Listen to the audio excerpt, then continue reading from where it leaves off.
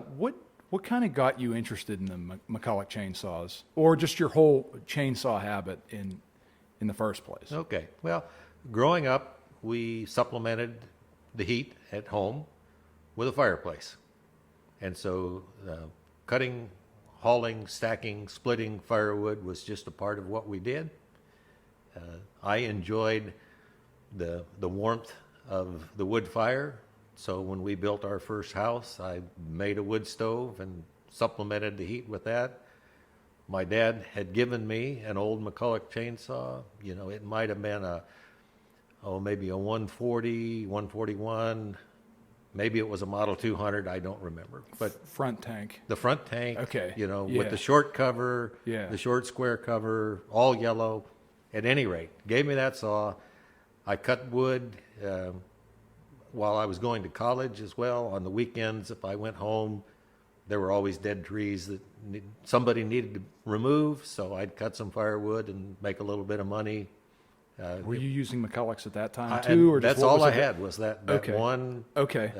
Let's call it a Model 200 for lack of knowing more, and that was it.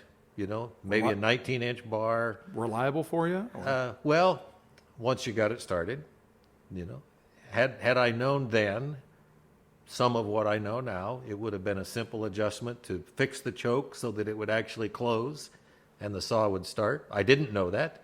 yeah. So, Don't those ones specifically get hung up about like well, there's the butterfly doesn't close all the way? yeah, the butterfly doesn't close all the way, and you can either stretch the rod out a little bit, or I've actually made some little steel plugs to go in the end of the choke knob, so that when you depress the choke plunger, the choke closes. Okay, Gotcha. I didn't know that.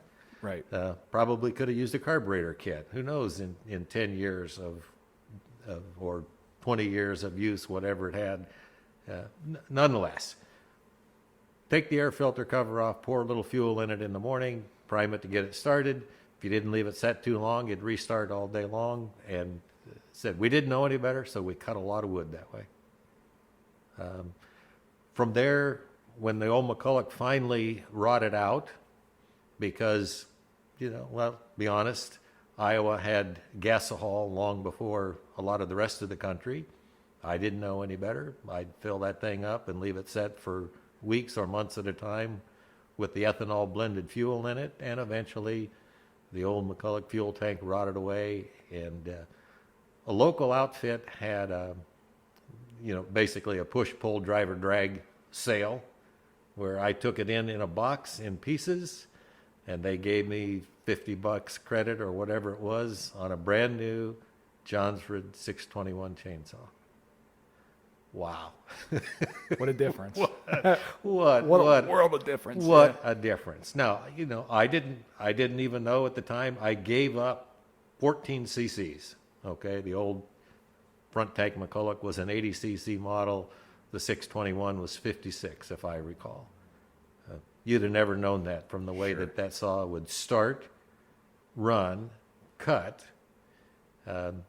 In those days, and I think most of the Jonsered chainsaws came with Carlton chain, and the dealers would give you the Carlton File-O-Plate to go with the chain when you bought it.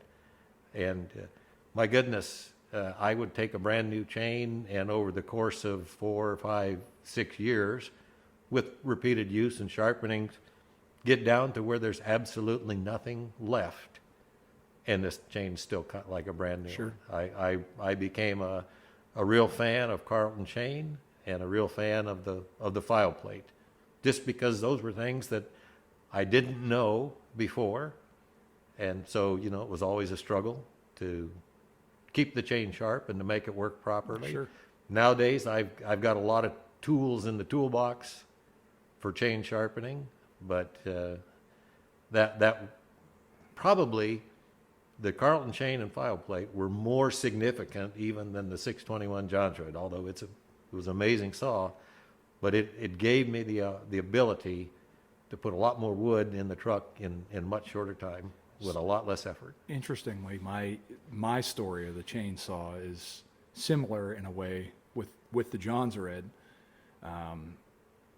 So we had gotten some big snow back home, I think around like 2010, and it knocked the power out like everywhere in the Pittsburgh area. For where I lived at in particular, it was 7 days before they brought power back on. And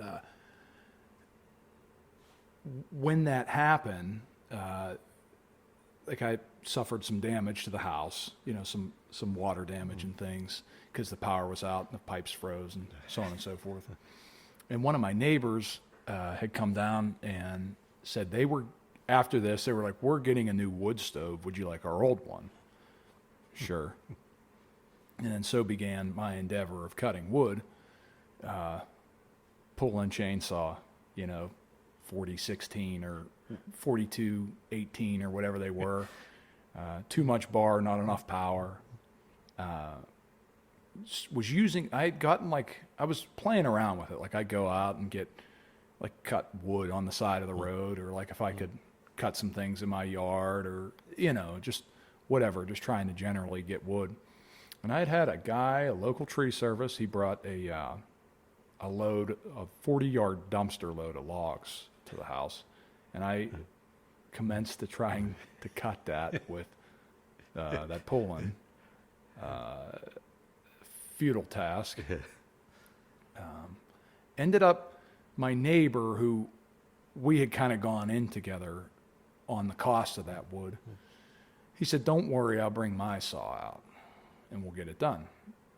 Jonsered 2165. And we got that wood all cut up in an afternoon. And I was, what is this thing? And at that time, I'm a new dad. I got, me and my wife, we just bought the house not too long before that. So you know how it is, making ends meet. And I'm start looking around because I asked them how much it cost them, and it was $600. Well, I can't afford $600. So I start looking around on Craigslist, and I'm looking for Jonsereds, and I found the 2149. But then, you find that, and you're like, well, it's a pretty good saw. I kind of like this. See what else I could find. But then you have to learn how to work on them. And Yes. I'm sitting at your table, and we're talking about this. Yeah. I had that, I still have bits and pieces of that original 621 that I bought in the fall of 1981, I think it was. When I graduated from University of Northern Iowa in Cedar Falls, I made it all the way to Dike, 10 miles from where I graduated. I've never lived any further than that, but nonetheless, graduated in 78, taught school for 3 years, realized I couldn't live on a teacher's salary in those days. Went to work at John Deere and needed a new chainsaw. I didn't buy a John Deere, an Echo. I went to the local fellas that had the Jonsered. That would have been, I said, the fall of 81, bought that saw. For 25, 26 years, that was my primary firewood saw. I had a 16-inch bar and a 24-inch bar. When they supplied it that way, they gave you 2 sprockets. So I had a 7-tooth sprocket to use with the 24-inch bar, put the 8-tooth sprocket on when I went with the 16-inch bar. There's a tool that came with the saw to lock the clutch so that you could take the nut off and on to change the sprocket when you needed to. And that's what I used, and I used it heavily for 25 or 26 years. One day I heard a rattle. I wonder what that is, I couldn't figure it out. Pretty soon the rattle went away, so I kept going. Then there was another rattle. And then the saw stopped. And then about that time, this is condensing a lot of stuff in a short period of time, but in that time period, my kids had been born, grown up, graduated from high school, went off to college, graduated from college.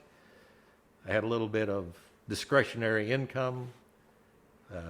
My wife introduced me to eBay, and my brother introduced me to Arboricite.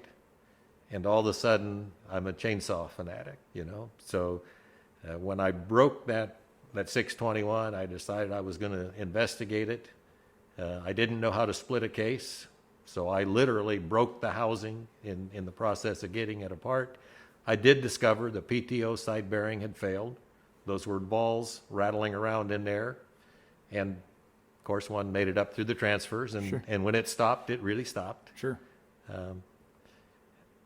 So anyway, I got interested in saws. I got interested in fixing them.